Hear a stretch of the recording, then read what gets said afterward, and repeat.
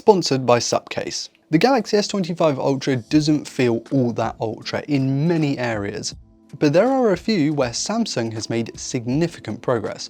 Let me talk you through why just because this one hasn't evolved massively, it doesn't mean it doesn't have its place in the ever-competitive high-end smartphone landscape. So let's talk about that. Hey guys, I'm Ryan Thomas, and look, this isn't the crazy chart-topping mega ultra crazy phone that the $1,300 price tag might suggest, and I would for sure buy a OnePlus 13 over this, especially for its better value proposition, but the Galaxy Ultra is still an elite smartphone in areas where other phones just do not compete.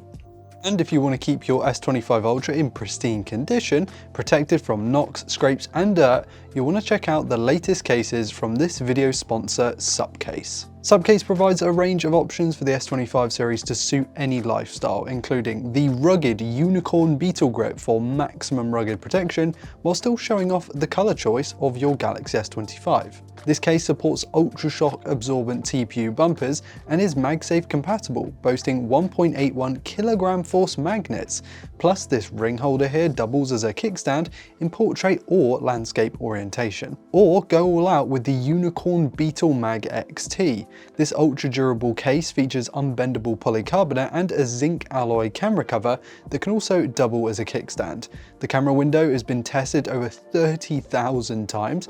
Better still, you get MagSafe charger support without any disruption to the S Pen thanks to the built-in iron plate. That is not the case with most magnetic charging cases for Samsung Ultra phones. The UB Grip and UB Mag XT are exclusive to the S25 Ultra, giving you the protection you need to keep your device safe and looking fantastic. So check out these and other great cases from Supcase at the link in the description below. Thanks to Supcase for sponsoring. Now back to the video. Alright, let's talk about this device's unique and key features. Of course it has the S Pen. This is by far the standout feature that keeps people coming back through years of the Note, the Ultra series. It might have lost its Bluetooth functionality, which is a bummer, but it's still ultra handy. It's a note-taking and planning beast that the best phones out there still don't have. Combine this with DeX that lets you turn your phone into a pocket PC with a full desktop software experience, and it is once again in a class of its own.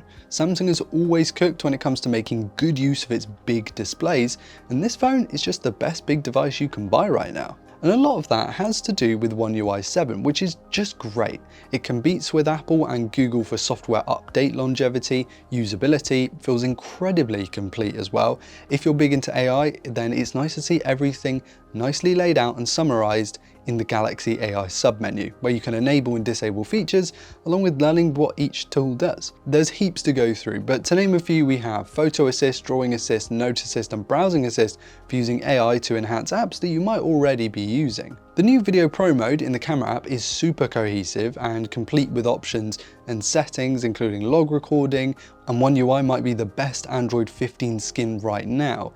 The animations, the aesthetic, it all just feels very cohesive, even if it lacks a little bit of personality. Because it feels like these phones, the Galaxy Ultra in particular these days, over the past couple of years have started to become refined to a point where they sort of feel a bit dull. The Galaxy S25 Ultra's totally squared off design is one that you might love, and that's great, but I find it not only uncomfortable at this size, but also just a little bit boring. Some people want boring, and that's totally fine, and if you put a case on your phone, then obviously it's going to change the look and feel. The reason that this device doesn't feel too ultra is it lacks the real cutting-edge hardware features that we've seen from even cheaper phones this year. Silicon carbide batteries, IP69 water and dust resistance, crazy camera sensors, super fast charging technology, it's all missing from a phone that dubs the Ultra, which doesn't really sit right, especially when you come back to that price. Contrast this with the super fast charging, silicon carbon batteries and huge camera sensors in the likes of the Magic 7 Pro, the Vivo X200 Pro, the OnePlus 13 to some degree, and it makes the S25 Ultra a tougher sell for hardware enthusiasts. Not to say that performance is bad, because it just isn't. With the Snapdragon 8 Elite and 12 gigs of RAM, this is one of the fastest phones you can buy right now, which enables super smooth 3D gameplay, stutter-free browsing, and a general feeling that what you're using is truly high-end. The 8 Elite's chip is a substantial step up from the already excellent 8 Gen 3 from last year, and so the Galaxy Ultra really does feel ultra in performance. Actually, that huge flat display plays a big part in this. But since it is totally flat corner to corner, not only are the screen protectors way easier to apply, but in-game elements like UI easier to hit because you're not touching a curved display right at the edge. I know not everyone is a sweaty esports level mobile gamer, but if you do love getting your game on your phone, the S25 Ultra is a really good device for that. And the display itself is one of the best that I've tested in this generation, particularly in HDR, where this really feels ultra. I mean, compared to practically everything I tested, this looked better. It is no surprise that a Samsung Galaxy has an elite screen, they've been doing that for decades now. But make no mistake, this is superb, helped by Samsung's brilliant anti-glare coating too, which makes a massive difference to visibility by minimizing reflections, which other phones don't seem to have caught on to yet. Where this phone on the surface doesn't feel particularly ultra, but does feel more so when you get into it, is its camera system. Aside from the upgraded ultra-wide this time around, now capable of 8K video recording, the hardware is basically the same as last year, which had the same main camera sensor as the phone before that. It's safe to say that Samsung's camera hardware this year has plateaued, which is a real shame when Chinese flagships are putting out just crazy sensor and lens combinations. Look, these photos are not bad by any stretch of the imagination. They're still superbly sharp, vibrant, rich in detail, and perform admirably in practically any condition you find yourself in. I am not the biggest fan of the color science lifting the shadows to almost flatten images because I think it removes a lot of the character. But this is something that the iPhone does as well, and that's well regarded as a good smartphone camera. And if that's a point of comparison, these images probably look closer to an iPhone's than they do a Pixel's. And you can shoot RAW, of course, to tweak your own images with more latitude. Where I think this phone has seen a big upgrade is video. The main ultra-wide 5x tele lenses, they're all capable of shooting 8K 30 with Ultra HD 4K 120 limited to the main and ultra-wide currently via the Pro mode. Quickly on the app, I don't love the settings button is behind another menu. I think it should just be out in the open, but it is what it is. And you can shoot in HDR, SDR in higher bitrate modes with log gamma curves so that you can capture more dynamic range and grade in post. This last bit is particularly handy for those who want to dial in their mobile content creation. I use this feature on my work iPhone all the time. So having it on a phone that is arguably even more designed for work is a game changer. Samsung has greatly stepped up its video game this year with waveforms, audio monitoring, false color, and zebra options right in the first party app.